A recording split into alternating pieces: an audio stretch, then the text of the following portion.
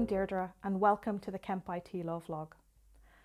The UK's Information Commissioner's Office and National Cyber Security Centre recently published a joint blog dispelling a number of myths and assumptions regarding data breaches and setting out what to do in the aftermath of a breach.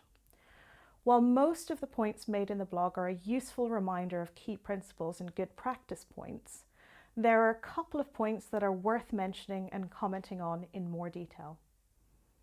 The first point to note is that the ICO and the NCSC dispelled the myth that the lack of evidence of data theft means that the breach does not need to be reported. In fact, they have stated that the starting point of any analysis should be an assumption that data has been taken.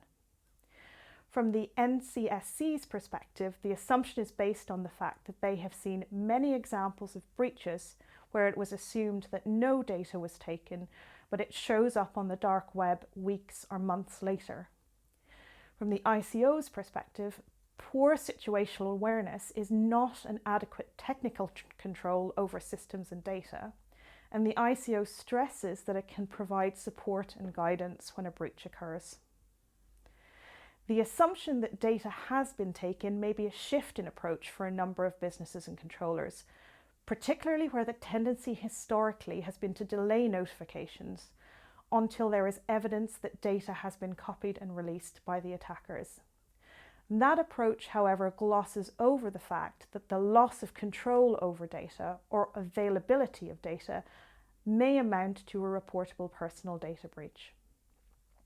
The second point to note is that both organisations stress the fact that reporting a breach to them will not, in the immediate aftermath of the report, result in a disclosure of any information concerning the incident, except for confirmation whether or not the incident has been reported.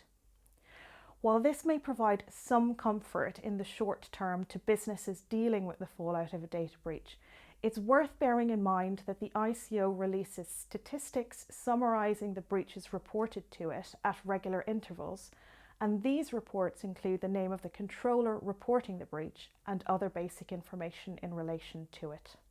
The final point to note is the reiteration of the recommendation that ransom monies should not be paid to the attackers. This aligns to advice from law enforcement and the recommendations of the Law Society of England and Wales, but it's a good reminder nonetheless in light of the increased number of ransomware attacks and higher ransoms that are currently being demanded.